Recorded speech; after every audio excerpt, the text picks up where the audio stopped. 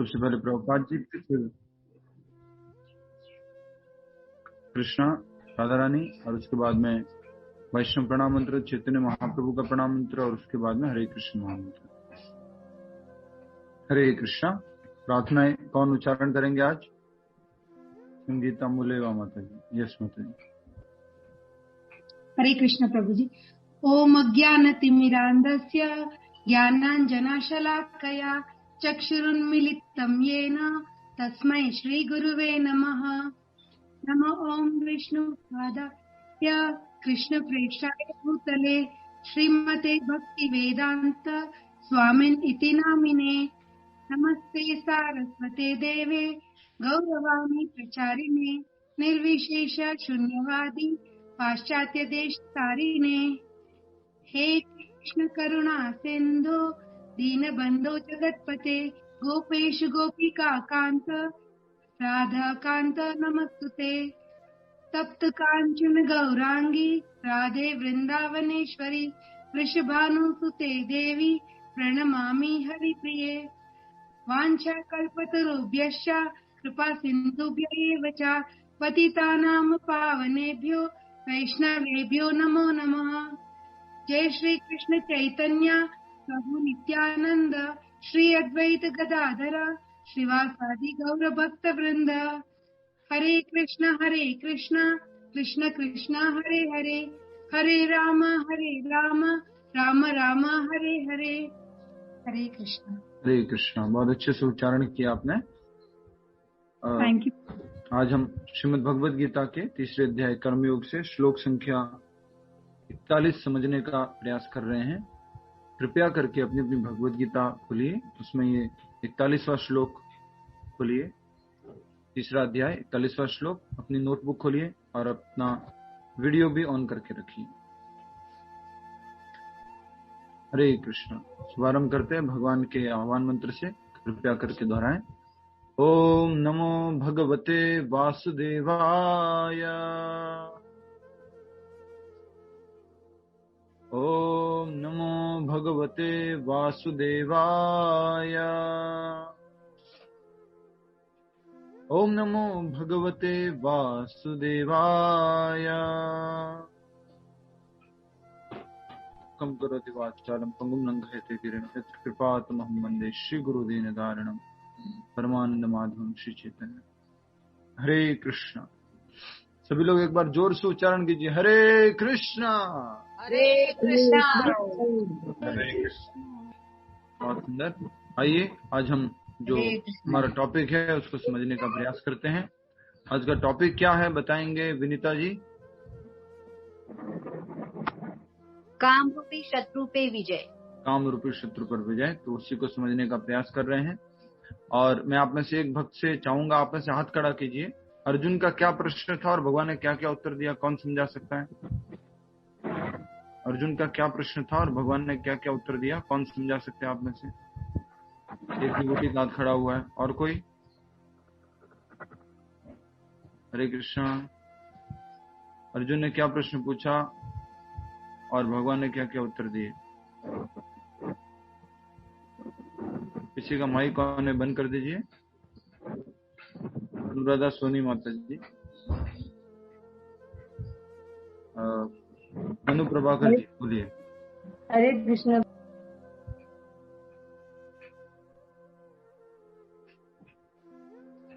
मनु प्रभाकर जी। हरे कृष्णा प्रभु जी। हरे कृष्ण।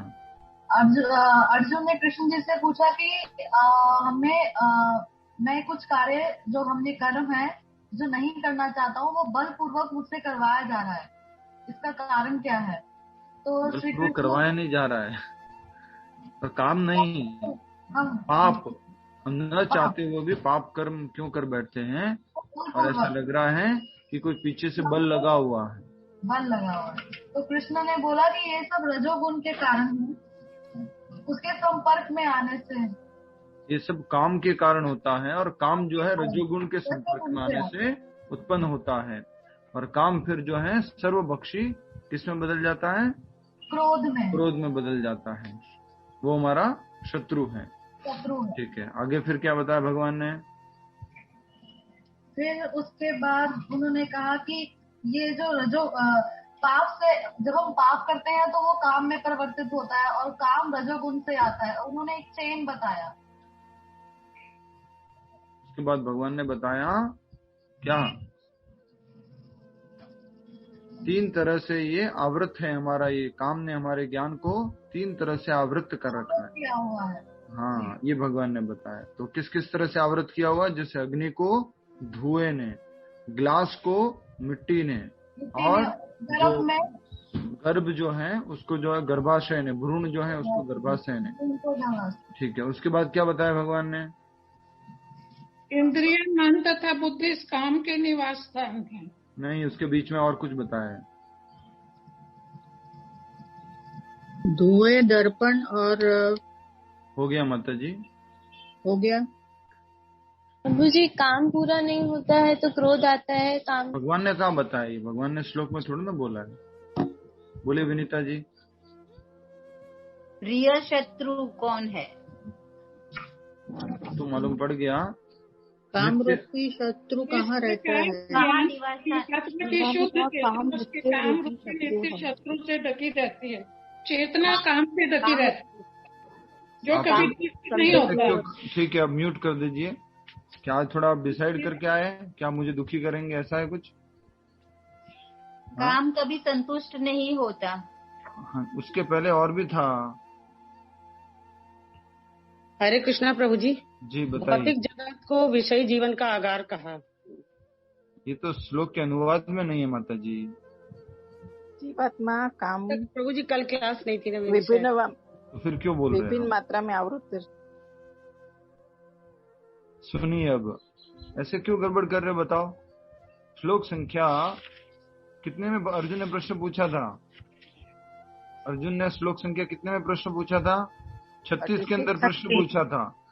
हे वृष्णिवंशी, मनुष्य न चाहते हुए भी पाप कर्मों के लिए प्रेरित क्यों होता है? अपनी अपनी भगवद गीता खोलिए, उसमें देखिए 36 में अर्जुन प्रश्न पूछ रहा है, मनुष्य न चाहते हुए भी पाप कर्मों के लिए प्रेरित क्यों होता है? ऐसा लगता है कि उसे उनमें बलपूर्वक उनमें लगाया जा रहा है। तो भगवान उत्तर देते हैं, श्री भगवान ने कहा, हे अर्जुन, इसका कारण रजोगुण के संपर्क से उत्पन्न काम है, जो बाद में क्रोध का रूप धारण करता है। क्या क्रोध में बदलता है? काम ही क्रोध में बदलता है। और जो इस संसार का सर्वभक्षी पापी शत्रु है। उसके बाद क्या बोला था? 3 प्रकार से हमारी चेतना को ढका हुआ है इस काम ने। जिस प्रकार अग्नि धुएं से, दर्पण धूल से अथवा भ्रूण गर्भाशय से आवृत रहता है, उसी प्रकार जीवात्मा इस काम की विभिन्न मात्राओं से आवृत रहता है। और उसके बाद जो अगला श्लोक था, ये पूछ रहा हूं मैं, आप बता ही नहीं रहे हो। क्या कहा है? इस प्रकार ज्ञानमय जीवात्मा की शुद्ध चेतना उसके काम रूपी नित्य शत्रु से ढकी रहती है, और जो कभी भी संतुष्ट नहीं होता है, अग्नि के समान जलता रहता है। ये क्यों नहीं बता रहे थे आप लोग? तो ये अग्नि के समान जलता रहता है काम। और जो आत्मा कैसी है? आत्मा तो वास्तव में कैसी है? ज्ञानमय जीवात्मा, शुद्ध चेतना ऐसी है, लेकिन उसके काम रूपी नित्य शत्रु से ढकी रहती है, जो कभी भी संतुष्ट तुष्ट नहीं होता, अग्नि के समान जलता रहता है। श्लोक संख्या 40 में फिर भगवान कृष्ण ने बताया था कि इस शत्रु का निवास स्थान कहाँ पर है। पहले तो भगवान ने बता दिया ये कौन शत्रु है, अब बता रहे ये शत्रु कहाँ बैठा हुआ है। तो कहाँ बैठा हुआ है इसके बारे में बताने जा रहे हैं हमारे को विनोद अग्रवाल जी। ये शत्रु कहाँ बैठा हुआ है? हरे कृष्णा प्रभु जी। यह शत्रु मन, बुद्धि और इंद्रियों में निवास करता है। और ये जीवात्मा के वास्तविक ज्ञान को ढक कर लेता है, ढक लेता है। ये काम के निवास स्थान है। क्या क्या? इंद्रिया, मन और बुद्धि। ये इंद्रिय, और इसमें हमने समझा था घुसपैठिए के एग्जाम्पल से कि घुसपैठिया जो है हमारे देश में आ जाता है और सबसे पहले थोड़ा सा जगह मांगता है, और उसके बाद में धीरे धीरे पूरा राज्य, फिर पूरा गृह मंत्री, फिर इवन प्रधानमंत्री तक अटैक कर लेता है। उसी प्रकार से ट्रेन का एग्जाम्पल भी हमने समझा था। एक पतला व्यक्ति है, उसको सीट मिली हुई, आराम से बैठा हुआ है, लेकिन अचानक से कौन आता है? एक और पतला व्यक्ति आता है और बोलता है हमें जगह दीजिए। वो जगह दे देते हैं। उसकी पत्नी आती है जो कि बहुत मोटी होती है। उसके बाद में उनके बच्चे आते हैं, वो भी बहुत मोटे मोटे होते हैं। इस प्रकार से सारी की सारी जगह छीन लेते हैं। तो हमने समझा था ये काम रूपी शत्रु कृष्ण प्रेम को हमारे से छीन लेता है पूरी तरह से। ये काम जो भगवान श्री कृष्ण के साथ प्रेम है उसको बाहर निकाल देता है हमारे जीवन से। और फिर हमने देखा जो भागवतम का श्लोक था, जो ये समझता है कि ये शरीर मैं हूं और इस शरीर से संबंधित जो लोग हैं वो मेरे हैं, और जो जिस जन्म स्थान है उसको पवित्र स्थान पूजनीय मानता है, और जो तीर्थ स्थानों को मात्र स्नान करने के लिए जाता है, और तो ये सारे जो गुण अगर कोई रखता है तो उसको क्या कहा गया है? गोखरा, पशु के समान। ठीक है। और आज हम आगे पढ़ रहे श्लोक संख्या 41। हमने आज का टाइटल क्या दिया था? काम रूपी शत्रु के ऊपर विजय प्राप्त करना। तो आज हम समझेंगे उसको कैसे कॉन्कर कर सकते हैं। ठीक है।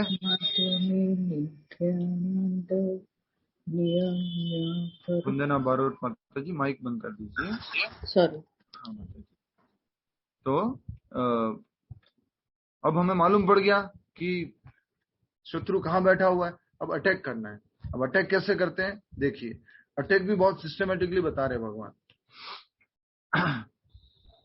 श्लोक संख्या 41 दोहराएंगे सभी भक्त लोग, हमारे पीछे पीछे उच्चारण कीजिए। तस्मात्त्विन्द्रियाणाद्यो नियम्य भरतर्षभ पाप्मानं प्रजह्येनं ज्ञान विज्ञान नाशनम। अर्णा देवानी जी श्लोक पढ़िए।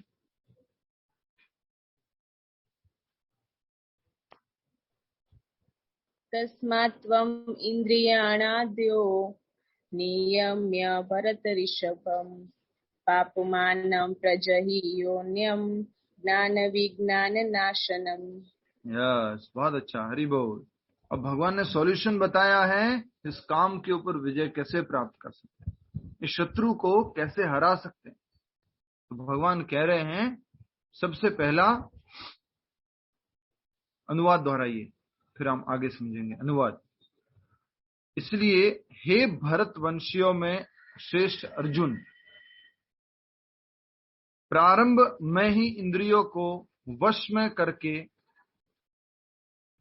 इस पाप के महान प्रतीक काम का दमन करो और ज्ञान तथा आत्म साक्षात्कार के इस विनाशकर्ता का वध करो। सबसे इंपॉर्टेंट बात यहां पर है, भगवान क्या कह रहे हैं? इसका नाश करो, इसका वध करो। ऐसा नहीं है कि थोड़ा सा सजा देके छोड़ दो। तो जब थोड़ा भी सजा देके छोड़ेंगे तो क्या होगा? वापस प्रकट हो जाएगा। इसको पूरी तरह से वध कर दो। अब बताएंगे अंशुमान जी भगवान ने क्या सॉल्यूशन बताया इसके अंदर।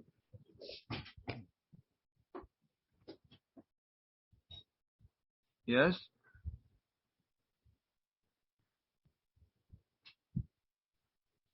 आवाज नहीं आ रही है आपकी, बोलिए। माइक तो अनम्यूट है आपका, आवाज नहीं आ रही है।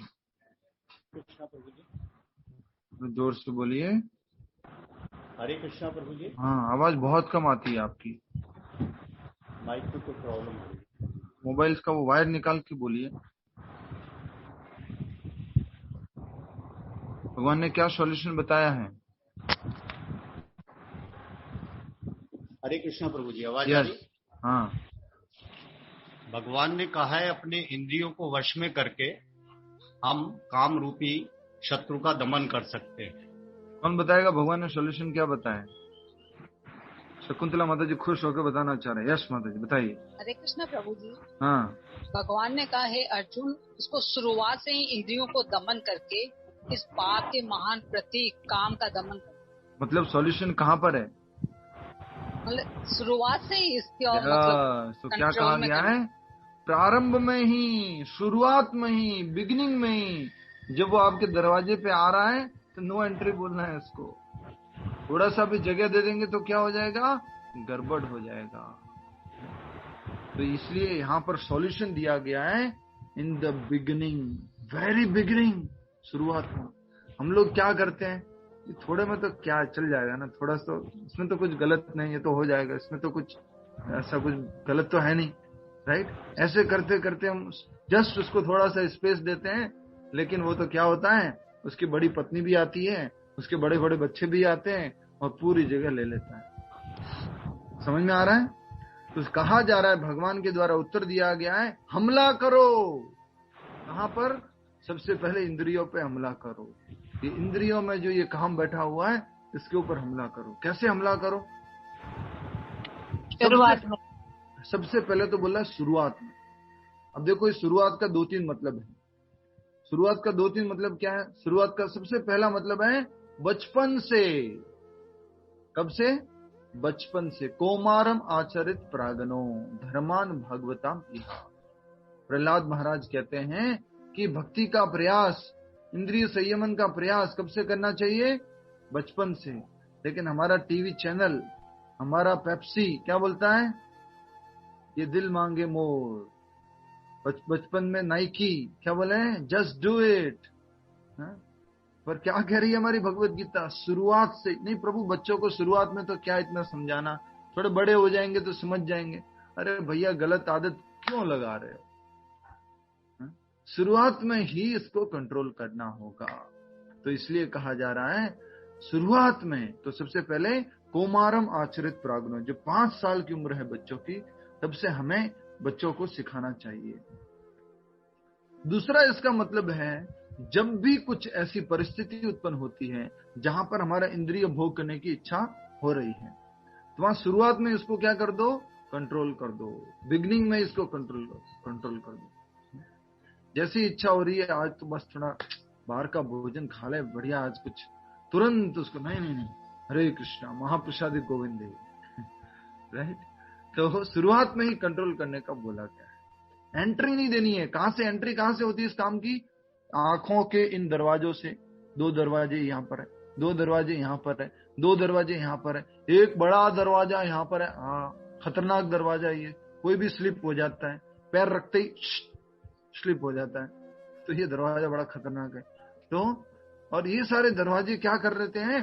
वो एंट्री दे देते हैं इसको, काम को। तो शुरुआत में ही एंट्री नहीं देना है। तो थोड़ा सा इसको साइड में कर देंगे, तो इधर लाइट आने से ना। ठीक। तो विभा जैन माता जी, क्या बताया भगवान ने सॉल्यूशन? हरे कृष्ण प्रभु। प्रहलाद जी के अनुसार प्रारंभ से ही कंट्रोल करना है हमें, और प्रारंभ का एक मीनिंग तो है कि हम बचपन से कंट्रोल किया जाए। दूसरा ये है कि जैसे ही इंद्रियां हमारी कुछ इच्छा करें तो हमें शुरू से ही उनको कंट्रोल करना है। या शुरुआत में ही कोई भी इच्छा हुई, देखने की, खाने की, सूंघने की, सुनने की, स्वाद लेने की, स्पर्श करने की, और भी जो इंद्रिया उनका कोई भी इच्छा हो, तो शुरुआत में ही इसको रोक लेना है। क्या बोलते हैं वो? कुछ तो बोलते हैं, रोज डे होगा तो वैलेंटाइन डे भी होगा, राइट? रोज डे में ही कुछ रोज नहीं दिया तो बच जाओगे, रोज डे हो गया है तो वैलेंटाइन डे भी हो जाएगा। तो इसलिए बचना है, रोज डे पे रोक लेना है इसको, राइट? शुरुआत में ही इस काम रूपी शत्रु को हमें रोकना है। और काम रूपी शत्रु क्या है? ऐसी इच्छा, काम मतलब इच्छा, जो अपनी इंद्रियों को तृप्त करने के लिए उत्पन्न होती है। अब बच्चे हैं, जैसे बच्चों ने बोल दिया कि मम्मा आज तो वो वाली चॉकलेट खानी है, तो आपने बोलिए ठीक है मैं दिला दूंगी, तो क्या कर दिया आपने? काम को एंट्री दे दिया उनके घर के अंदर। और बाद में अब थोड़ी देर बाद बोलते हैं नहीं हम नहीं दिलाएंगे, तो गड़बड़ है, मुश्किल है कंट्रोल करना। शुरुआत में ही उसको नियंत्रित करना है। तो भगवान ये बहुत ही महत्वपूर्ण सॉल्यूशन दे रहे हैं। इसलिए हे भरतवंशियों में श्रेष्ठ अर्जुन, अर्जुन को क्या बोला गया? भरत ऋषभ, भरतवंशियों में श्रेष्ठ। जो भक्त लोग वीडियो ऑन नहीं रख सकते हैं कोई बात नहीं, पर जो रख सकते हैं वो तो रखिए ना। आप डरिए मत कि क्लास में प्रभु जी प्रश्न पूछेंगे, मैं हम जवाब नहीं दे पाएंगे, अचानक पूछ लिया तो क्या होगा। इन सब बातों से डरना नहीं है। आपको ही भला होगा, आपको ही अच्छा होगा, आप ही सीखेंगे अच्छे से। तो वीडियो ऑन करके रखा कीजिए हमेशा। तो प्रारंभ में ही इंद्रियों को वश में करके इस पाप के महान प्रतीक, पाप के महान प्रतीक कौन है वो? काम। काम को शुरुआत में ही दमन करो और ज्ञान तथा आत्म साक्षात्कार के इस विनाशकर्ता का वध करो। शुरुआत में ही वध कर दो। ये विनाशकर्ता किसका है? विनाश करने वाला ज्ञान तथा आत्म साक्षात्कार का। तो हमने पहले भी पढ़ा था, अगर आपको याद होगा, काम जो है, इंद्रिय भोग जो है, क्या बन जाते हैं? बाधा बन जाता है। किसमें? आत्म साक्षात्कार में। कहाँ पढ़ा था बताइए? इंद्रिय भोग आत्म साक्षात्कार में बाधा बन जाता है।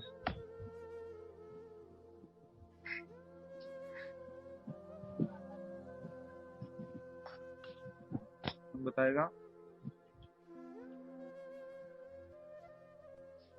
बताइए। हरे कृष्ण प्रभु जी। 34 में। हाँ जी, 34 नंबर के श्लोक में बिल्कुल सही उत्तर है मेरे हिसाब से। 34 में भगवान बताते हैं, प्रत्येक इंद्रिय तथा उसके विशेष से संबंधित राग द्वेष को व्यवस्थित करने के नियम होते हैं। मनुष्य को ऐसे राग द्वेष के वशीभूत नहीं होना चाहिए, क्योंकि ये आत्म साक्षात्कार के मार्ग में अवरोधक है, बाधा बन जाते हैं, ब्रेकर है, गाड़ी को चलने नहीं देते, आगे नहीं बढ़ने देते। तो इसलिए बहुत अच्छा उत्तर दिया माता जी, थैंक यू। और तो ये जो काम है, अपनी इंद्रियों को तृप्त करने की इच्छा, हमें करना क्या है? कृष्ण की इंद्रियों को तृप्त करना है, कृष्ण को संतुष्ट करना है। लेकिन कृष्ण को संतुष्ट करने से पहले क्या डिजायर्स आ जाती है बीच में? खुद को संतुष्ट करने की, खुद को खिलाने की, खुद को दिखाने की, बीच में आ जाती है। इसलिए यहाँ पर कहा जा रहा है कि इस पाप के महान प्रतीक जो कि काम है का दमन करो, इसको कंट्रोल में करो, और ज्ञान तथा आत्म साक्षात्कार के इस विनाशकर्ता का क्या करो? वध करो। एक बात ध्यान रख लेना, बहुत अच्छी बात है, वो पॉजिटिव बात है। वो पॉजिटिव बात क्या है मालूम है? काम हमारा वध नहीं कर सकता।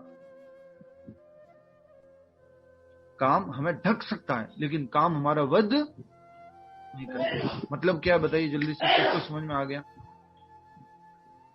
काम हमारा वध नहीं कर सकता। आत्मा तो मर ही नहीं सकती। आत्मा का काम जो है वध नहीं कर सकता, लेकिन काम जो आत्मा को ढक सकता है, ज्ञान को हमारे ढक सकता है, वध नहीं कर सकता। इसलिए ये आप ऐसा गेम खेल रहे हो जिसमें कभी आप आउट नहीं होने वाले। कैसा गेम खेल रहे हो? जिसमें कभी भी आप आउट नहीं होने वाले हो। तो आपको क्या करना है? अब गेम जो है आउट तो होने वाले नहीं है, अब खेलो अच्छे से, और इस काम रूपी शत्रु पे क्या करो? अटैक करो। इंद्रियों पे, मन के ऊपर, बुद्धि के ऊपर अटैक करो इसके ऊपर, राइट? इसलिए भक्ति सिद्धांत सरस्वती महाराज कहते थे कि सुबह उठते ही इस मन के ऊपर 100 जूते मारो अच्छे से, और शाम को सोने से पहले 100 बार झाड़ू से मारो इसको। मारने से मतलब क्या है? मन को ही मन से मारना। मन बोलता है ये करना है, वो करना है, ऐसे करना है, वैसे करना है, नहीं करना है। 1 जूता 2 जूता ऐसे करके मार, 100 रीजन देना उसको नहीं करने के, तो ये मारना है। इसलिए कहा गया इस पूरे श्लोक में कंप्लीट एंड प्योर सॉल्यूशन दिया गया, और कोई सॉल्यूशन नहीं है। सॉल्यूशन क्या है? काम को एंटर मत होने दो, काम को प्रारंभ में ही कंट्रोल कर लो, शत्रु को वो बॉर्डर पे ही पकड़ के रख लो, उसको अंदर मत जाने दो, घर के अंदर मत घुसने दो, घुसपैठिया है वो जाके बैठ जाएगा, उसके बाद निकलना बहुत मुश्किल होता है। कल हमने देख लिया था, क्या देखा था, इंद्रियों में बैठ गया है, मन में बैठ गया है, बुद्धि में बैठ गया तो निकलना बहुत मुश्किल है। इसलिए हमें इसको अंदर नहीं घुसने देना। अब क्या करे प्रभु जी, 40 साल जिंदगी के निकल गए, 50 साल 60 साल निकल गए, और ये काम को तो हमने जगह जगह बिठा दिया है। भगवान तो खाली इंद्रिया, मन और बुद्धि में कह रहे हैं, तो पूरे शरीर में अंग अंग में बैठ चुका है, राइट।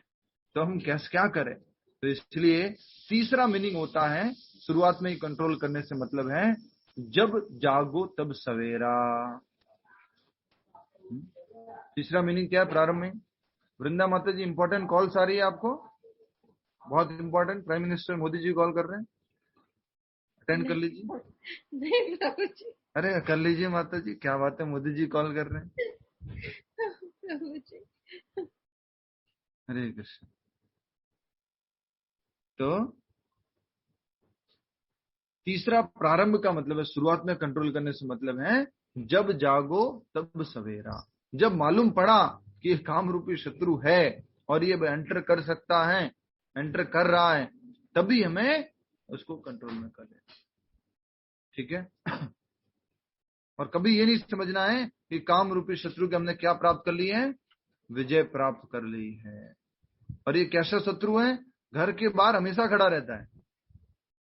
कैसा शत्रु है ये? घर के बाहर हमेशा खड़ा रहता है। आप निकाल दोगे तो भी बाहर खड़ा ही रहेगा, हमेशा बोलता रहेगा थोड़ा तो एंट्री दे दो, थोड़ा तो एंट्री दे दो, थोड़ा सा। उम्र हो जाती है व्यक्तियों की 60 साल 70 साल, थोड़ा वो, आज मैंने सुना है कि घर में वो मालपुए बनाए हैं, थोड़ा तो एक तो ले सकता हूं, राइट। तो ये इंद्रियों को संतुष्ट करने की इच्छा जो है वो दरवाजे पे खड़ी रहती है हमेशा, ये काम हमेशा खड़ा रहता है। किसी ने पूछा, उम्र हो जाती है, शरीर जो थोड़ा सा शिथिल हो जाता है, इंद्रिया जो है थोड़ी कमजोर हो जाती है, तब तो ये काम रूपी शत्रु काम नहीं करता होगा, तब तो वो एंट्री नहीं मांगता होगा। हा? नहीं, तब भी एंट्री मांगता है। जब उम्र हो गई है, बुढ़े बुढ़े लोग हैं, उनको पूछिए, वो स्वागत नमकीन थोड़ा लाया था क्या बाहर से, स्वागत नमकीन थोड़ा सा टेस्ट करना था। वो अचार है, वो केरी वाला अचार, सबको तो ये क्या लगा रहता है, उम्र होने के बाद में भी कुछ न कुछ जो है इंद्रिय भोग करने की इच्छा रहती है। मतलब कि ये काम जो है हमेशा कहाँ रहता है, दरवाजे पे खड़ा रहता है। तो यही एक बार जो है अकबर ने बिरबल से प्रश्न पूछ दिया कि बिरबल एक बात बताओ, जब उम्र हो जाती है व्यक्ति की 60 साल 70 साल, तब तो ये काम रूपी शत्रु नहीं होता होगा, इच्छा वगैरह सब कम हो जाती होगी, खुद को भोगने की इच्छा कम हो जाता होगा। बिरबल बोलता है ऐसा नहीं होता जहांपना, ऐसा नहीं होता है, काम रूपी शत्रु जो है हमेशा रहता है, काम कम नहीं होता है। अच्छा, नहीं ऐसा नहीं होता है, उम्र होने पर ये सब जो कम हो जाता है। तो बिरबल क्या बोलता है, ठीक है। बिरबल की एक आदत थी, वो प्रैक्टिकली समझाता था और मौका आने पर अच्छे से समझाता था। तो एक दिन क्या हुआ कि बिरबल अकबर का कोई बहुत महान सैनिक था, एक महामंत्री था, और उसको बहुत बड़ी बीमारी हो गई, वो डेथ बेड पर सो रहा था। तो अकबर ने बोला कि बिरबल, वो हमारा महामंत्री बहुत बीमार है, चलो उसको मिलने के लिए चलते हैं। तो अकबर ने क्या बोला मालूम है, अब टाइम आ गया मुझे समझाने का। तो अकबर ने क्या किया फिर, बिरबल ने बोला, आज ऐसा करते हैं, ये महामंत्री है ना, इन्होंने थोड़ा बीमार हो गए हैं, थोड़ा परेशान हैं, तो बिल्कुल है, हमें मिलने के लिए तो जाना चाहिए, सुख दुख पूछने के लिए जाना चाहिए। आपकी जो बेटी है ना, उनको भी लेके चलते हैं, उनको भी थोड़ा घुमा के ले आएंगे उधर से, तो वो भी थोड़ा हालचाल पूछ। उनकी बेटी जो है बहुत सुंदर थी, अति सुंदर थी। तो अकबर बोले ठीक है चलते हैं। चले गए और वो आदमी डेथ बेड पे लेटा हुआ है, और जैसे ही बिरबल की एंट्री हुई तो उसने बिरबल को रिकॉग्नाइज किया, अकबर की एंट्री हुई तो अकबर को रिकॉग्नाइज किया, बाद में उसकी बेटी की एंट्री की तो उसको बेटी को रिकॉग्नाइज किया, और उसकी आंखें जो है उसकी बेटी की सुंदरता पर ही है। तो इसलिए कहा जा रहा है, फिर अकबर की तरफ बिरबल इशारा करता है, देखिए जहां पर ना, देखिए देखिए। तो इस तरह से वो बिरबल को प्रूव करने का मौका मिला अकबर को कि देखिए इंद्रिया जो है बहुत ताकतवर है और ये काम रूपी शत्रु जो है कभी भी उम्र होने पर भी शिथिल नहीं होता है, वो कमजोर नहीं होता है। इसको इस तरह से रहेंगे, मन कभी भी कमजोर नहीं होता है, मन तो हमेशा डिमांड करता रहता है। तो इस प्रकार से हमने समझा और अब हम तात्पर्य की तरफ आगे बढ़ते हैं। आज नारद मुनि की अगर कहानी समझ पाए तो नारद मुनि की कहानी भी समझेंगे। हरे कृष्णा, हरि बोल, हरे कृष्णा। अकबर बिरबल की कहानी आपने देख ली, अब हम आगे बढ़ रहे हैं। तो महान प्रतीक, पाप का महान प्रतीक। अब सोचिए, हमने इस प्रतीक को, पाप के महान प्रतीक को हमेशा अपने साथ में रखा हुआ है, हमेशा इसके साथ में रहते हैं। तो जो भी काम करते हैं, जो भी एक्टिविटी करते हैं, वो सब क्या है? पाप में कन्वर्ट हो जाती है।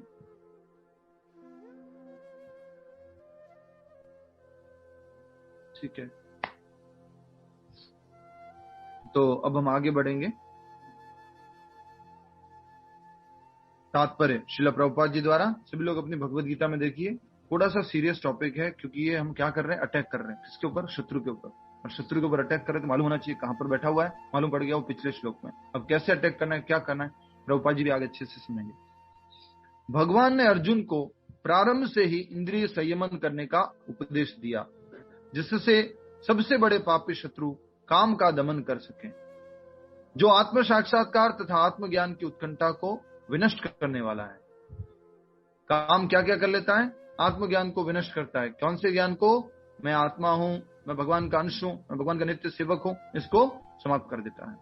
तो ऐसे शत्रु को भगवान ने दूसरे चैप्टर में भी क्या बोला था? इसको कंट्रोल करो।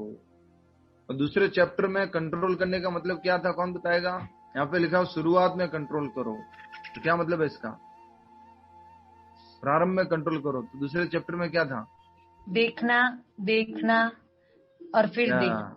तो पहले देखने में ही कंट्रोल कर लेना है, आगे नहीं बढ़ना है, पहले देखने में ही। ठीक है, ओके। नेक्स्ट, अपने उधर जो काम में थे उसकी तरफ जो चल रहे थे उधर की तरफ बोलते।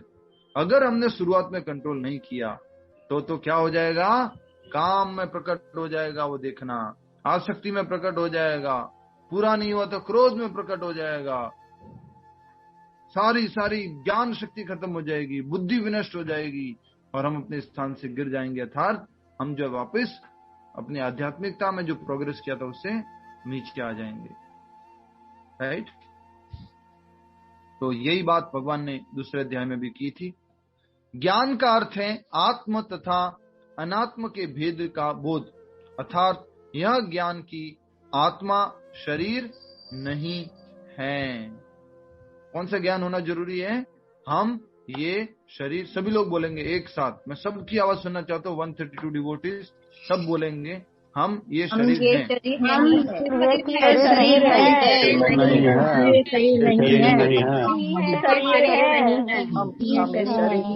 शरीर नहीं है।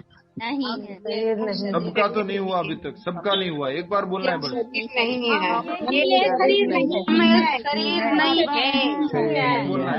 तो आप लोग क्या हो? आत्मा।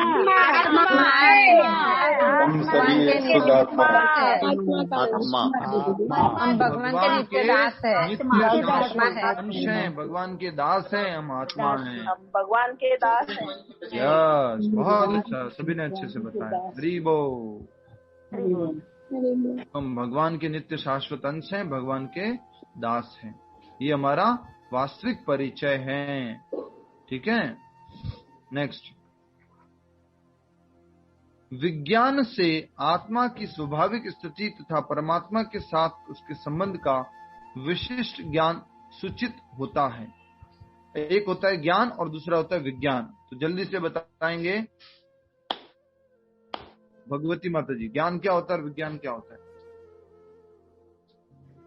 प्रभु जी, ज्ञान का मतलब कि हम आत्मा हैं और भगवान के नित्य दास हैं, उनका शाश्वत अंश। और विज्ञान का मतलब है कि आत्मा की स्वाभाविक स्थिति तथा परमात्मा के साथ उसके संबंध का विशिष्ट ज्ञान। मैं बताऊं प्रभु जी? इसको बोलते हैं नकल मारना, विज्ञान अकल नहीं बराबर लगाना। प्रैक्टिकल। मैं बताऊं प्रभु जी? बोलिए माता जी। हरे कृष्णा प्रभु जी। ज्ञान जो है वो शास्त्रों से, वेदों से, गुरु से, इनसे लिया जाता, श्रुतियों से, वेदों से, पुराणों से। और जो विज्ञान है उसी ज्ञान को जब हम प्रैक्टिकल में उतारते हैं, जब हम उसका प्रयोग करने लगते हैं, बिल्कुल। तो हमने जैसे कि बहुत अच्छा बताया आपने, जो थ्योरी है इंग्लिश में बोलेंगे तो थ्योरी, और प्रैक्टिकल को हम विज्ञान बोलते हैं, सिंपल। तो जो सामान्य ज्ञान हमने श्रवण किया है, पढ़ा है, उसको तो ज्ञान बोलेंगे। और उसी ज्ञान को जब हम रियलाइज कर लेते हैं, अनुभूत कर लेते हैं, तो उसको क्या बोलते हैं? विज्ञान। ठीक है। तो आपके एग्जाम में प्रश्न आएगा क्विज में, ज्ञान किसे कहते हैं और विज्ञान किसे कहते हैं। पढ़ा हुआ या सुना हुआ ज्ञान ज्ञान कहलाता है, लेकिन उसी सुने हुए ज्ञान को जब जीवन में अनुभूत कर लेते हैं तो उसको विज्ञान कहते हैं। ठीक है, आगे बढ़ते हैं और इसी बात को एक बार वापस समझेंगे। विज्ञान से, प्रैक्टिकल से, रियलाइजेशन से आत्मा की स्वाभाविक स्थिति तथा परमात्मा के साथ उसके संबंध का विशिष्ट ज्ञान सूचित होता है। जब हम रियलाइज करेंगे तो आसानी से हमें मालूम पड़ जाएगा कि हमारी स्वाभाविक स्थिति क्या है, हमारा भगवान के साथ क्या संबंध है, वो सब हमें मालूम पड़ जाएगा जब हम रियलाइज करेंगे। पर हम जिस स्थिति में हैं उसमें वो रियलाइज कब होगा? जब हम एक प्रमाणिक गुरु की शरण में रहेंगे, तब हम रियलाइज कर पाएंगे इस ज्ञान को। ठीक है। अब देखिए क्या कहा गया है श्रीमद् भागवत में दूसरे स्कंद में। इसकी विवेचना इस प्रकार हुई है। ज्ञानम परम गुह्यम मे यद विज्ञानम समन्वितम रहस्यम तदंगम च गृहाण गदितम मया। अनुवाद: आत्मा तथा परमात्मा का ज्ञान अत्यंत गुह्य एवं रहस्यमय है, किंतु जब स्वयं भगवान द्वारा इसके विविध पक्षों की विवेचना की जाती है तो ऐसा ज्ञान तथा विज्ञान समझा जा सकता है। भगवत गीता क्या है? एक विज्ञान है। भगवत गीता कैसे विज्ञान है बताइए अनुराधा सोनी माता जी। तो हमें भगवान के द्वारा कहा गया है, वह बताया गया है इसमें। अनुराधा सोनी माता जी बोल रहे हैं? जी जी जी प्रभु जी। भगवत गीता कैसे विज्ञान है? क्योंकि भगवान के द्वारा प्रैक्टिकली बताया गया है। दो अनुराधा सोनी माता जी। दूसरे माता जी बोलिए अब। वो प्रमाण से आया है। हरे कृष्णा प्रभु जी। भगवत गीता इसलिए विज्ञान है कि इसमें जो हम पढ़ते हैं उसके बाद हम उसे प्रैक्टिकली भी भगवान का कीर्तन करके या भगवान का भोग लगा के या अपनी चेतना में उस ज्ञान को जोड़ के। बिल्कुल सही उत्तर है, हरि बोल। भगवत गीता को विज्ञान क्यों बोला गया है? क्योंकि इस ज्ञान को हम जीवन में उतार सकते हैं, प्रैक्टिकली फॉलो कर सकते हैं, इसलिए इसको विज्ञान बताया गया। भगवान ने आज सॉल्यूशन दिया है कि इस काम रूपी शत्रु को वध कर दो, इसका विनाश कर दो, इसका दमन कर दो और शुरुआत में इसको कंट्रोल कर दो। क्या भगवान ने ऐसा सॉल्यूशन बताया है जो हम प्रैक्टिकली फॉलो नहीं कर सकते? ऐसा सॉल्यूशन बताया क्या? शुरुआत में ही कंट्रोल कर दो। शुरुआत में ही क्या मत दो? इसको साधारण भाषा में क्या बोलेंगे? इम्पोर्टेंस मत दो, भाव मत दो, भाव मत दो। शुरुआत में भाव दे दिया तो गड़बड़ हो गया, बात करना शुरू कर दिया तो गड़बड़ हो जाएगा। ठीक है। तो इसलिए कहा गया है, श्रीमद् भागवत में इसकी विवेचना हुई है और ये विवेचना को इस तरह से बताया गया है कि जब भगवान खुद बताएंगे इस ज्ञान के बारे में, कौन से ज्ञान के बारे में? आत्मा और परमात्मा के ज्ञान के बारे में जब भगवान खुद बताएंगे तो हमें समझ में आ सकता है। आगे सभी लोग अपनी भगवत गीता में देखिए और पढ़ते रहिए साथ साथ ना, जहां पर हम चल रहे हैं।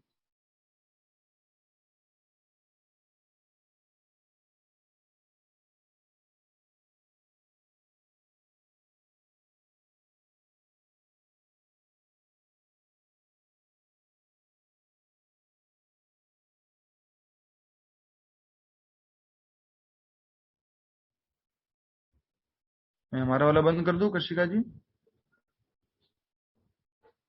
हरे कृष्णा।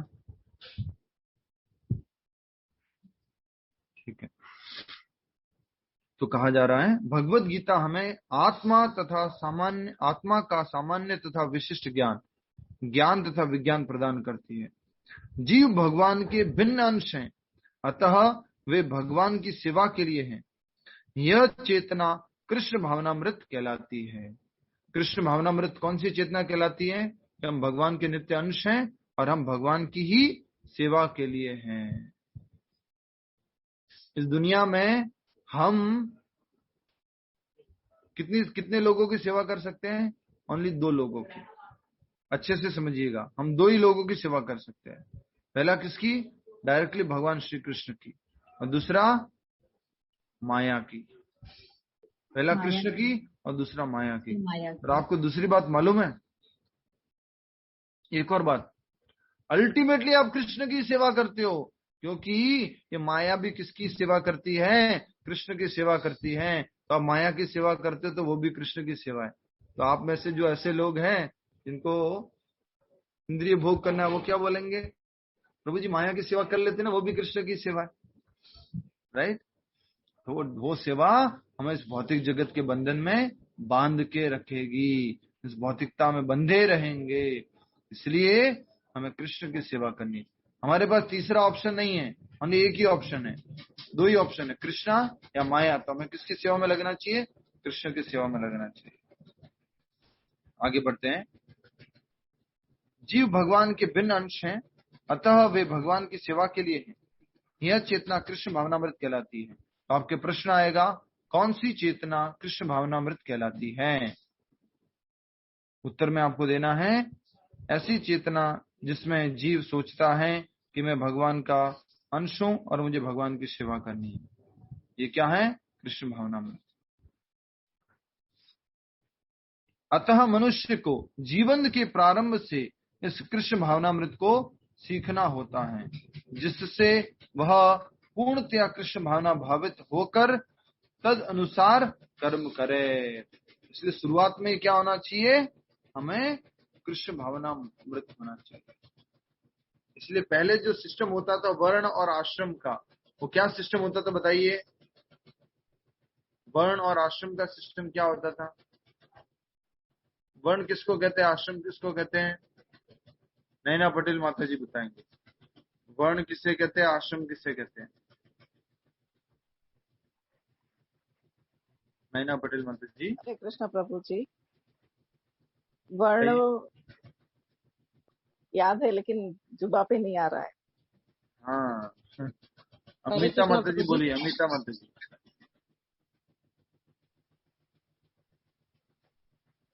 अमिता माता जी बोलिए। ब्राह्मण, क्षत्रिय, वैश्य और शूद्र। ये क्या है? वर्ण है।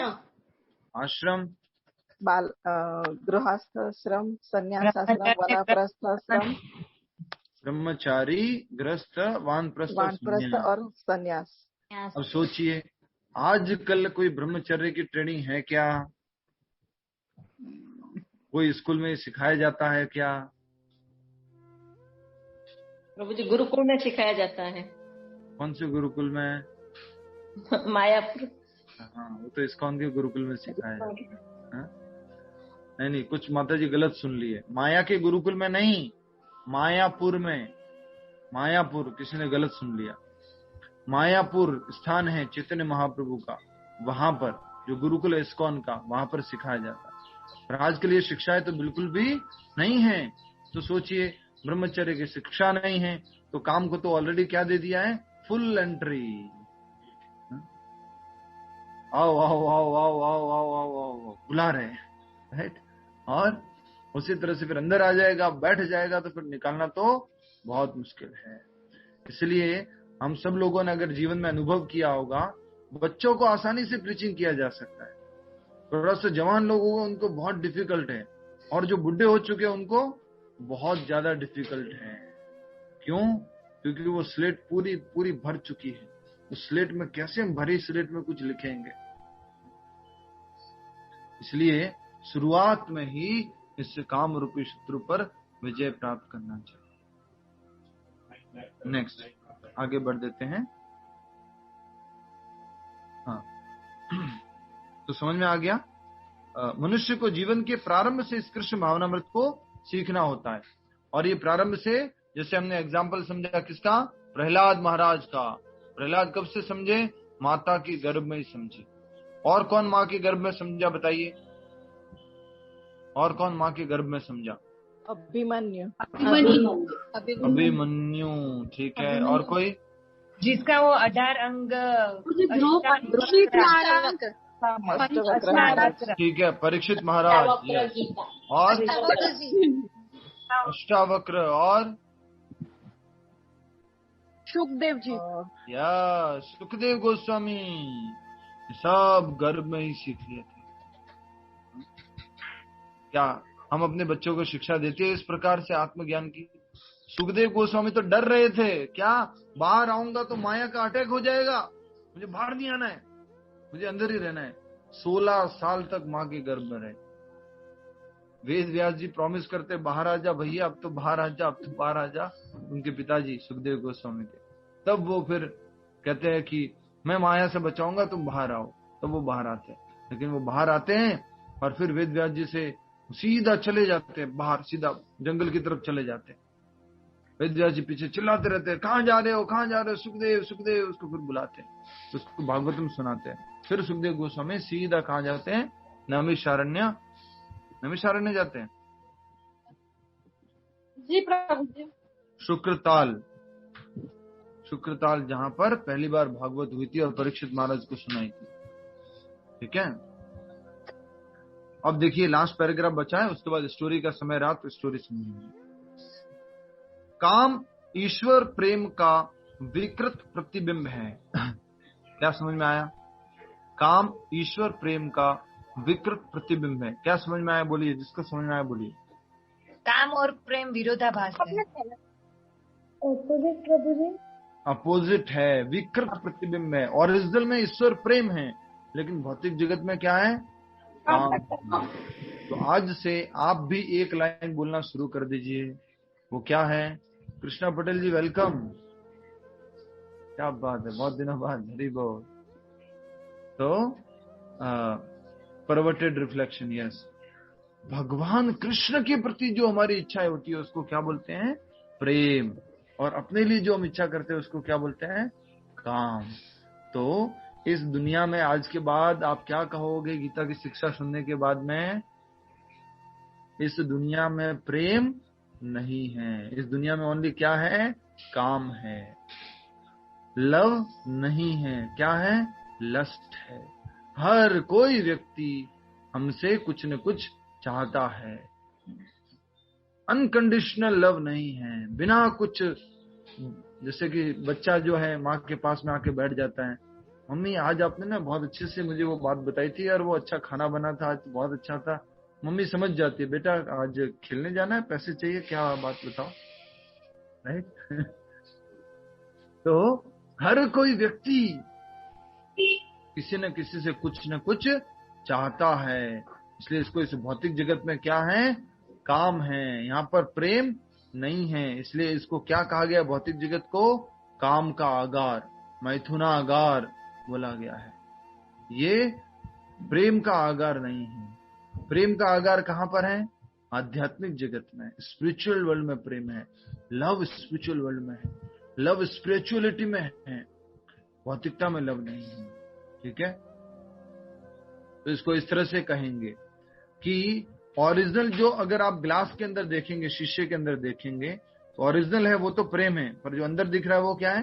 काम है, रिफ्लेक्शन। आध्यात्मिक जगत में ओरिजिनली क्या है? प्रेम है। यहाँ पर सब क्या है? काम है। ठीक है, यहाँ पर प्रभुपाद जी एक उदाहरण देते हैं। यहाँ पर प्रेम कैसा है मालूम है? You scratch my back, I will scratch your back. ये प्रेम है। खाली एक व्यक्ति ही अगर सेवा करेगा तो दूसरा व्यक्ति जो सेवा कर रहा है वो बोलेगा नहीं नहीं मैं और सेवा नहीं कर सकता, राइट? आगे हम समझते हैं अब। 2-3 लाइनें और बची हुई है। बहुत अच्छा टॉपिक है ये और बहुत ही इंपॉर्टेंट, अपने जीवन का प्रैक्टिकल निर्देश दे रहे भगवान श्री कृष्ण। शुरुआत में ही इस काम रूपी शत्रु को रोक लेना है। नेक्स्ट, काम ईश्वर प्रेम का विकृत प्रतिबिंब है। कृष्ण पटेल जी, 3रा अध्याय चल रहा है और 41 नंबर श्लोक चल रहा है। 3rd चैप्टर 41 नंबर श्लोक, लास्ट पैराग्राफ। काम ईश्वर प्रेम का विकृत प्रतिबिंब है और प्रत्येक जीव के लिए स्वाभाविक है। क्या है? नेचुरल है। अब एक और बात बोल दी भगवान ने, प्रभुपाद जी क्या बोल रहे हैं? नेचुरल है ये। नेचुरल क्या है बोलिए? नेचुरल क्या है? सहज है, अपने आप सहज। नेचुरल आइसक्रीम है, डिजायर करना अपने नेचुरल की आइसक्रीम आती है ना। नेचुरल क्या बोला? आइसक्रीम है। नेचुरल क्या है? कृष्ण प्रेम। बोलिए, नेचुरल क्या है? कृष्ण प्रेम। कृष्ण प्रेम। लेकिन इस भौतिक जगत में आ जाते तो नेचुरल क्या बन जाते हैं? काम, इंद्रिय प्रेम। इंद्रिय प्रेम क्या बन जाता है? नेचुरल। कृष्ण प्रेम क्या हो जाता है? साइड में चला जाता है। वास्तव में कृष्ण प्रेम है, लेकिन जैसे भौतिक जगत में आ गए तो इंद्रिय प्रेम आ गया, शारीरिक प्रेम आ गया, ये सब आ जाता है। किंतु यदि, अब आ रहा है सॉल्यूशन, किंतु यदि किसी को प्रारंभ से ही कृष्ण भावनामृत की शिक्षा दी जाए तो प्राकृतिक ईश्वर प्रेम काम रूप में विकृत नहीं हो सकता। प्रारंभ से ही। प्रभु जी, ये सब पॉसिबल है? मेरे बच्चे को मैं सेव कर सकते हैं? हम अपने परिवार को सबको समझा सकते हैं, सही रख सकते हैं? यस, पॉसिबल है। कैसे पॉसिबल है? प्रारंभ से ही शिक्षा देने पर। तो आपकी जानकारी के लिए छोटी सी जानकारी है। हिरण्यकशिपु नामक राक्षस के बेटे हैं प्रहलाद महाराज, और वो संडा और अमरका के गुरुकुल में पढ़ते थे। वो संडा और अमरका कौन थे? शुक्राचार्य के बेटे थे, और उनके गुरुकुल में ये प्रहलाद महाराज पढ़ते थे। और प्रहलाद महाराज पढ़ते थे, राक्षसों का ये गुरुकुल था। हर क्लास के बाद में थोड़ी सी क्या मिलता था? गैप मिलता था, छुट्टी मिलती थी। तो प्रहलाद महाराज क्या करते थे मालूम है? अपने मित्रों को इकट्ठा करता था। आओ मित्रों, आओ मित्रों, आओ मित्रों, आओ। और क्या करते हैं? मैं तुम्हें भगवान के बारे में बताता हूँ, मैं तुम्हें भक्ति के बारे में बताता हूँ, मैं तुम्हें इंद्रिय संयमन के बारे में बताता हूँ, मैं तुम्हें जीवन के उद्देश्य के बारे में बताता हूँ, मैं तुम्हें बताता हूँ मनुष्य जीवन कितना महत्वपूर्ण है, उसके बारे में बताता हूँ। ऐसे करके वो छुट्टी में बुलाते थे। अभी मान लीजिए हमारे अगर ऐसा होना जाए कि 15 मिनट क्लास होगी, उसके बाद 2 मिनट का ब्रेक होगा, तो हम उस 2 मिनट ब्रेक में क्या करेंगे? चाय पिएंगे। हाँ, हम इंद्रिय भोग करेंगे। लेकिन प्रहलाद महाराज को छुट्टी मिलती थी तो क्या करते थे? वो आध्यात्मिक कार्य करते थे, स्पिरिचुअल एक्टिविटी करते थे। और सोचिए, वो प्रहलाद महाराज 5 साल की उम्र का बालक है, हाँ? और वो सारे अपने मित्रों को बुलाता था, राक्षस मित्रों को, आओ आओ आओ, मैं आपको कृष्ण के बारे में बताता हूँ, आत्म साक्षात्कार के बारे में बताता हूँ। उन्होंने कैलकुलेशन दी है, मुझे एग्जैक्टली याद नहीं है, लेकिन थोड़ा सा बता देता हूँ, पूरी तरह से तो याद नहीं है, कि व्यक्ति अपने जीवन में मान लीजिए 100 साल जीता है तो 50 साल किसमें खराब कर देता है? श्लोक नंबर मालूम है सीतापति प्रभु? ये प्रहलाद महाराज वाला श्लोक ढूंढ के बता दीजिए अगर मुझको, जो उम्र का कैलकुलेशन बताते प्रहलाद महाराज।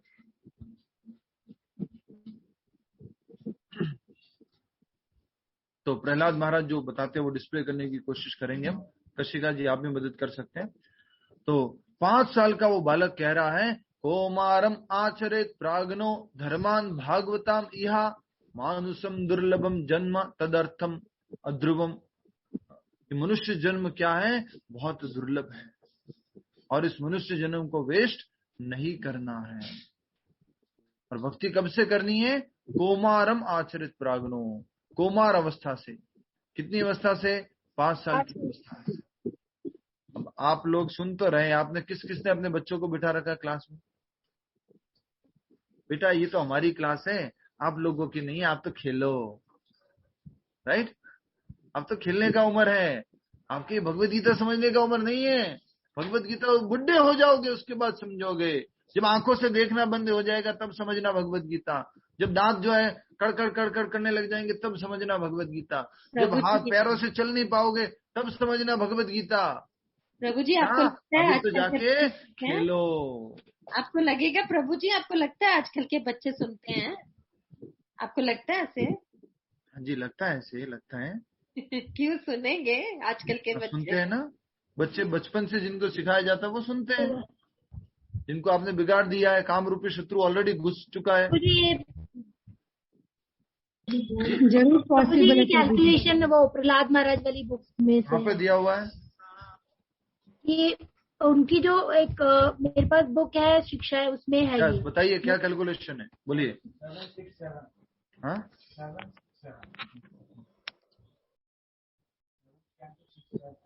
इसमें है प्रभु जी, पूरा पढ़ के बता दूं? हाँ बताइए, जोर से पढ़िए। साधारण व्यक्ति बालपन में भ्रमित रहता है और निरर्थक खेल खेलता रहता है। आप 20 वर्षों तक इसी तरह करते रहते हैं। तत्पश्चात जब आप वृद्ध होते हैं तो फिर से 20 वर्षों तक कुछ नहीं कर सकते। जब व्यक्ति वृद्ध हो जाता है तो उसकी इंद्रियां काम नहीं कर सकती। आपने अनेक वृद्ध व्यक्तियों को देखा होगा, वे विश्राम करने के अतिरिक्त कुछ भी नहीं करते।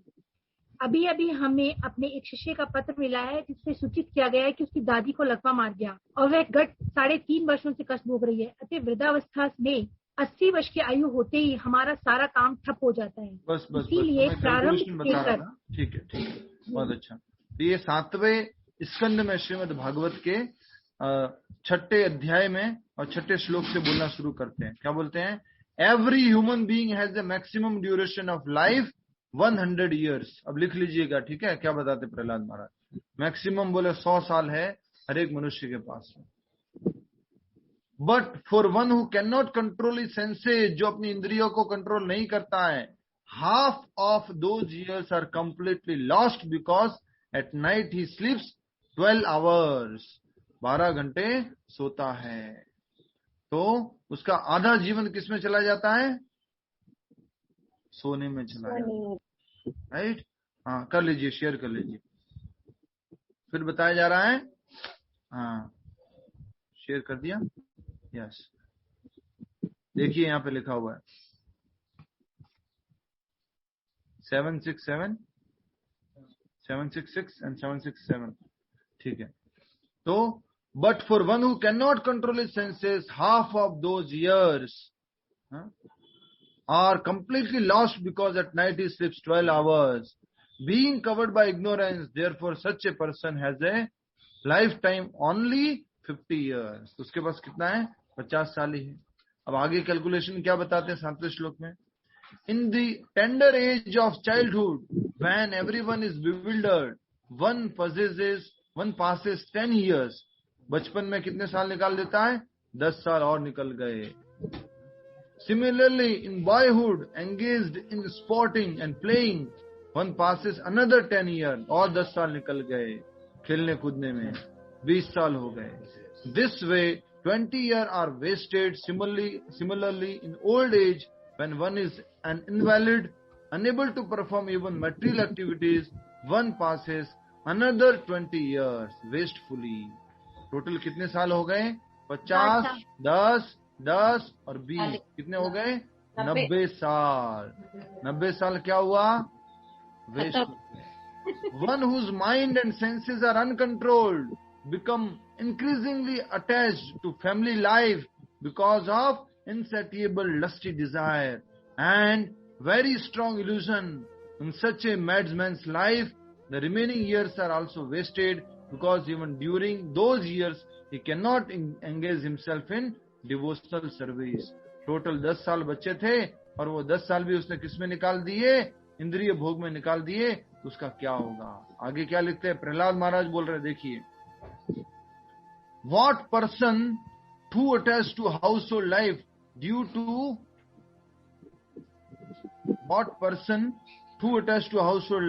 to being unable to control his senses can liberate himself? An attached householder is bound very strongly bound very strongly by ropes of affection for his family life, family, wife, children and relatives. तो प्रहलाद महाराज इतना strongly इन बातों को बोल रहे हैं। एक छोटा सा 5 साल का बालक ये सारी शिक्षाएं बोल रहे हैं, और इवन वो अपने पिताजी को भी बोलते हैं। पिताजी को क्या बोलते हैं? वो क्या श्लोक है? पिताजी को क्या बोलते हैं? असुरवर्य देही नाम, असुरवर्य, आप राक्षसों में क्या हो? सर्वश्रेष्ठ राक्षस हो, बड़े राक्षस हो। और क्या बोलते हैं? वनम गच्छेत हरिम आश्रय, वन में जाओ, हरि का आश्रय लो। 5 साल का बालक अपने पिताजी को ये शिक्षा दे रहा है। इसलिए कहा जा रहा है ये गुरुकुल शिक्षा पद्धति जो थी, ये ब्रिटिशों ने आकर के हमारी जो शिक्षा पद्धति का नाश किया है, वो जो है उसकी वजह से सब कुछ काम ने प्रवेश कर लिया है, और फिर जीवन में किसी भी प्रकार से इंद्रिय संयमन नहीं हो पा रहा है। ठीक है, तो बहुत अच्छी शिक्षा है। समय रहेगा तो और कभी पढ़ेंगे। आगे देखते हैं। इस बार ईश्वर प्रेम के काम रूप में विकृत हो जाने पर इसके मौलिक स्वरूप को पुनः प्राप्त कर पाना दुस्साध्य हो जाता है। एक बार कोई चीज डाइल्यूट हो गई, जैसे एग्जाम्पल किसका दिया था? काम जो है, प्रेम जो है काम में बदल जाता है। क्या उदाहरण दिया था? बरसात का पानी धरती पर गिरता है। काम प्रेम में बदल जाने का क्या उदाहरण दिया था? दूध दही बन जाता है, दूध दही बन जाता है। दूध में थोड़ा खट्टा डालते तो क्या हो जाता है? दही बन जाता है। उसी तरह से हम आत्मा का भगवान के प्रति क्या है? प्रेम है। वो प्रेम अभी क्या बन चुका है? काम में बदल चुका है। हम ये सोचने लगे कि हम शरीर है, ये हमने खट्टा डाल दिया। खट्टा क्या है? हम ये शरीर है ये डाल दिया, हम ये इंद्रिया ये डाल दिया, तो हमारा ये कृष्ण प्रेम किस में बदल गया? काम में बदल गया। तो इसलिए कहा गया है एक बार ईश्वर प्रेम के काम रूप में विकृत हो जाने पर इसके भौतिक मूल स्वरूप को पुनः प्राप्त कर पाना दुस्साध्य हो जाता है, बहुत डिफिकल्ट हो जाता है कृष्ण प्रेम प्राप्त करना। क्या समझ में आया? इसको दूसरे उदाहरण से कोई बताइए, कोई दूसरे एक साधारण उदाहरण से बताइए। जल्दी से, जल्दी, समय नहीं है। हरे कृष्ण प्रभु जी। हाँ, हम पानी और पेट्रोल को मिक्स कर दे फिर अलग करना असंभव हो जाता है। ठीक है, ये तो बहुत अच्छा उदाहरण हो गया। लाइफ से उदाहरण बताइए, प्रैक्टिकल उदाहरण। मैं बताऊं प्रभु जी? यस, आप बताइए, आप स्वयं बताइए। आप प्रभु जी जोर से बोलिए। हाँ, जैसे हमारा धन है ना, वो धन को हम अपने ऐश्वर्य में, अपने शान शौकत में, अपने बंगला बनाने में, महल बनाने में, नहीं, और नहीं, करने में। और कोई उदाहरण?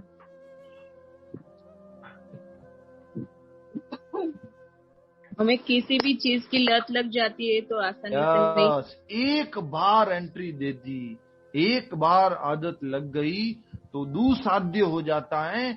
उस लत से छूटना, उससे बाहर निकलना, वो सब दुस्साध्य हो जाता है, बहुत मुश्किल हो जाता है। इस बात को हमें समझना बहुत जरूरी है। समझ में आ रहा है आपको? ये बात कही गई है, एक बार ईश्वर प्रेम के काम रूप में विकृत हो जाने पर इसके मौलिक स्वरूप, मूल स्वरूप में आना, पुनः प्राप्त कर पाना दुस्साध्य हो जाता है। फिर भी कृष्ण भावनामृत इतना शक्तिशाली होता है, हरि बोल, कृष्ण भावनामृत की जय। कृष्ण भावनामृत इतना शक्तिशाली होता है कि विलंब से प्रारंभ करने वाला व्यक्ति भी भक्ति के विधि विधानों का पालन करके ईश्वर प्रेमी बन सकता है। तो आप सबके लिए देरी नहीं हुई है। चेहरे पे एक बहुत बड़ी स्माइल होनी चाहिए इसी बात पे। हरि बोल। प्रभुपाद जी क्या करें, बचपन में नहीं कर पाए, कोई बात नहीं। कृष्ण भावनामृत तो कैसी है, बहुत ताकतवर है, बहुत ज्यादा ताकतवर है। जब आप एक बार बोलते हो हरे कृष्णा, तुरंत उस काम के ऊपर आप क्या कर रहे हो? प्रहार कर रहे हो, अटैक कर रहे हो, उसको कमजोर कर रहे हो, उसकी शक्ति को छीन कर रहे हो। तो इसलिए प्रभुपाद जी इस बात को लिख रहे हैं यहाँ पर तात्पर्य में, क्योंकि प्रभुपाद जी को मालूम था जब अमेरिका गए थे तो किसको शिक्षा देने के लिए गए थे? ये किसको, जिनके अंदर काम इतना घुस गया था कि वो पूरा काम के रूप में, काम पुरुष के रूप में खड़े रहते थे। वो जहां देखो नशा करना, जहां देखो गुटखा खाना, जो भी ड्रिंक करना, ड्रग्स लेना, जो भी कुछ करना, गलत कार्य करना, वो सब इतना ज्यादा काम रूप उनमें आ चुका था। तो प्रभुपाद जी ने उनको जाके कृष्ण भक्त बनाया। कैसे बनाया? कृष्ण भावनामृत क्या है? बहुत ताकतवर है। तो आपके पास जो ये माला है, चैंटिंग है, ये क्या है? बहुत ताकतवर है। ये उस काम रूपी शत्रु, आपका शत्रु है, वो आपका एनिमी है, जिसने आपसे पाप करवाया है, जिसने आपसे गलत करवाया है। बचपन में आपको टीचर ने पकड़ा होगा, आपको मारा होगा, दूर खड़ा करवाया होगा। टीचर ने बोला क्यों किया आपने ऐसा? आपने क्या बोला? सर मैंने नहीं किया, एक्चुअल में ना मेरी बिल्कुल भी इच्छा नहीं थी, लेकिन मेरे फ्रेंड्स लोग बोल रहे थे ऐसा कर ले, कोई बात नहीं, इसमें कुछ गलत नहीं है, और मैं उसके अंडर में आकर के कर दिया। सर मैं तो इच्छा नहीं थी। वैसे ही ये काम रूपी शत्रु जो है हमसे ये सब गलत पाप कर्म करवाता है। तो आज तक हमने जितने भी पाप किए हैं वो पाप कौन करवाता है? ये काम, ये इच्छा कि मुझे इंद्रिय तृप्ति करनी है। तो इस काम रूपी शत्रु के ऊपर प्रभुपाद जी कह रहे हैं, दोबारा रिपीट कर रहा हूं, एक बार ईश्वर प्रेम के काम रूप में विकृत हो जाने पर इसके मौलिक स्वरूप को पुनः प्राप्त कर पाना दुस्साध्य हो जाता है। फिर भी कृष्ण भावनामृत इतना शक्तिशाली होता है कि विलंब से प्रारंभ करने वाला व्यक्ति भी भक्ति के विधि विधानों का पालन करके ईश्वर प्रेमी बन सकता है। विलंब से प्रारंभ करने वाला मतलब कि कोई 60 साल की उम्र में, 70 साल की उम्र में, 80 साल की उम्र में, 90 साल की उम्र में, मरने से पहले भी प्रारंभ करने वाला व्यक्ति क्या हो सकता है? ईश्वर प्रेमी बन सकता है। और इसका उदाहरण कौन है? मरने से पहले खटवांग महाराज। खटवांग महाराज, खटवांग महाराज ने देवताओं की तरफ से युद्ध किया, देवताओं को सहयोग किया, और देवता खुश हो गए, बोलते आपने हमें मदद किया, आप आशीर्वाद मांगो, क्या चाहते हो आप? तो खटवांग महाराज क्या बोलते हैं? तुम क्या दोगे मुझे आशीर्वाद? तुम्हारे को मदद तो मैंने किया है, तुम्हारे को हरने से तो मैंने बचाया है, तुम क्या दोगे आशीर्वाद? नहीं, हमारे पास बहुत सारी शक्तियां होती है, बहुत सारी चीजें होती है, कुछ तो मांगो। तो खटवांग महाराज ने क्या बोला? मुझे इतना बता दो कि मेरे जीवन में और कितना समय बचा है। तो तुरंत देवता लोग कैलकुलेशन करके खटखट कर अपना सुपर कंप्यूटर एंट्री मारी, एंटर। खटवांग महाराज आपके पास मात्र 1 मुहूर्त बचा है, मतलब कि 3 घंटे बचे लगभग।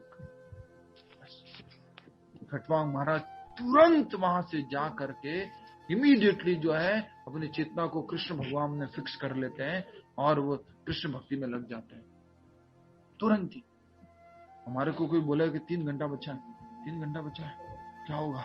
घर पहुंच पाऊंगा कि नहीं पहुंच पाऊंगा? बच्चे का क्या होगा?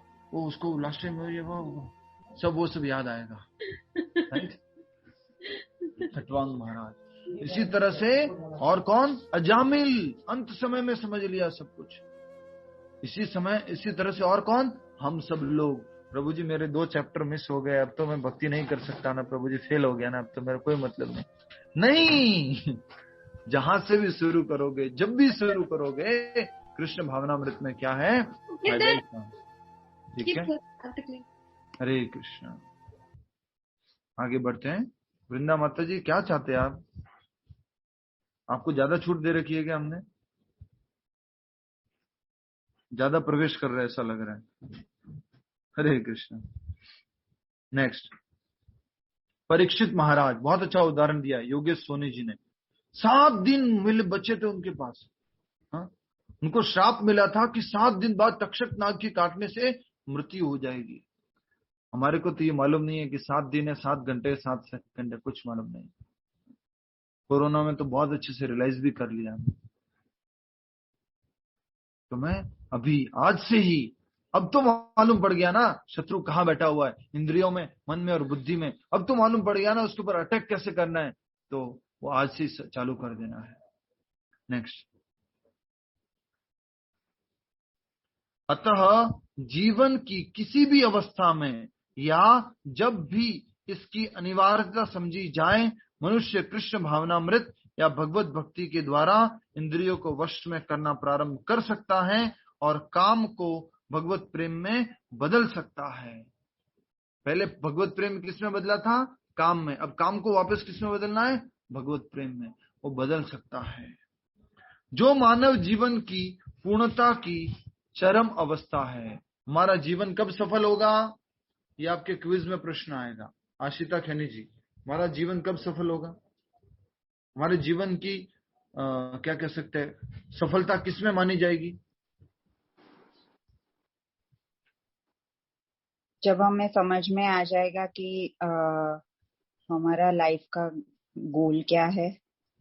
जब हमारा काम ईश्वर प्रेम में बदल जाएगा, जब हमारी हर एक एक्टिविटी कृष्ण भगवान को संतुष्ट करने के लिए होगी, हर एक कार्य, हर एक इंद्रिय कृष्ण भगवान की संतुष्टि के लिए होगी।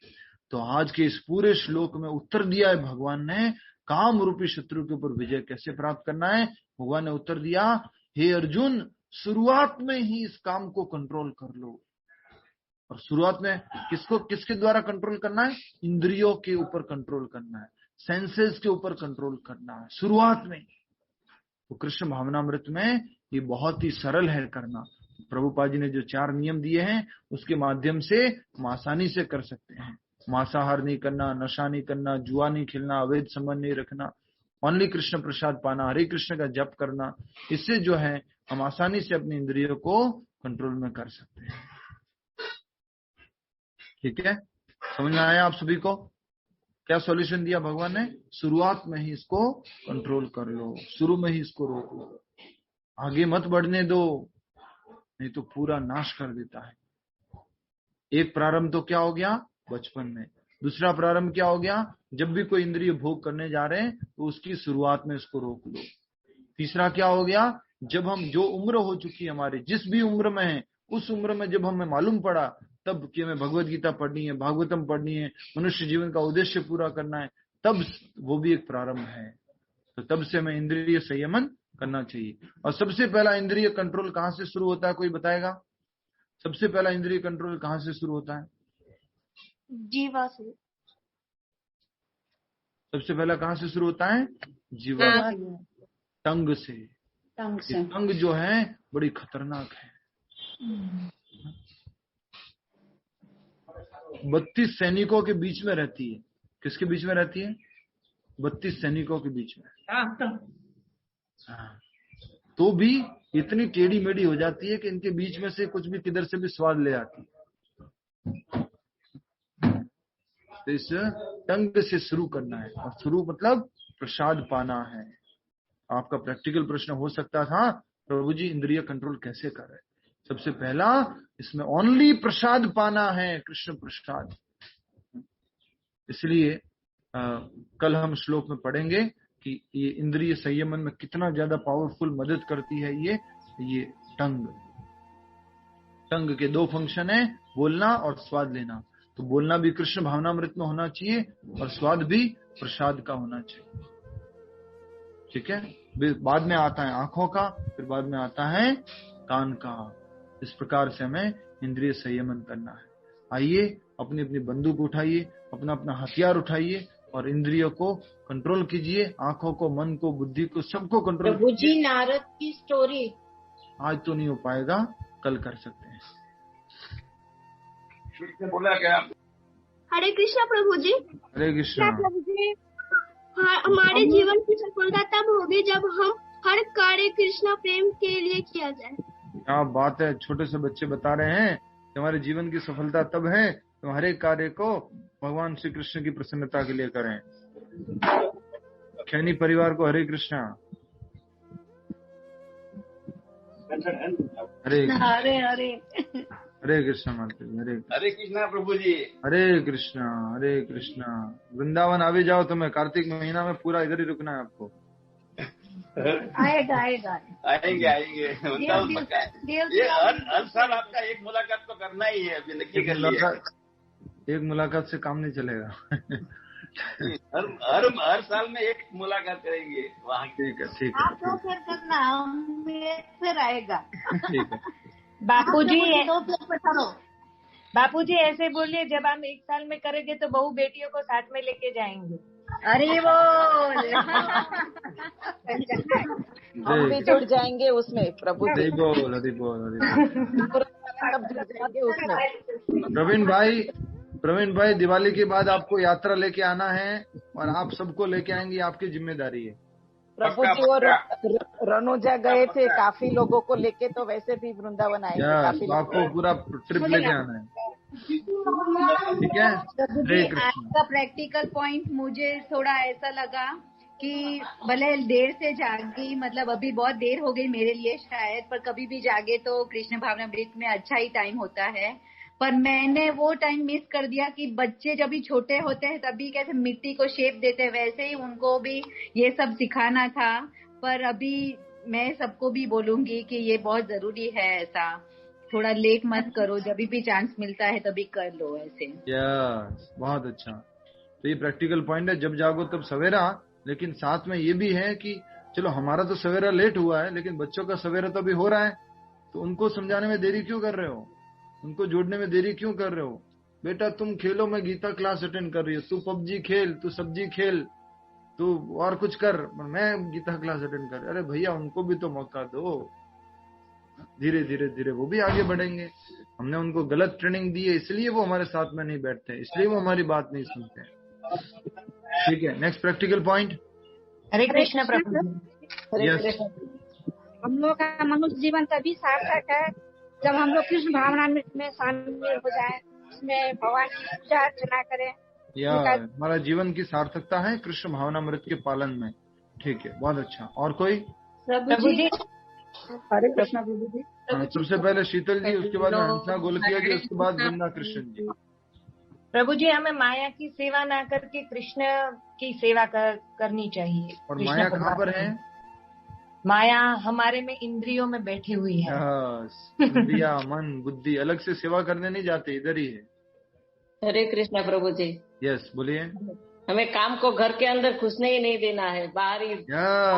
काम को घर के अंदर घुसने नहीं देना है।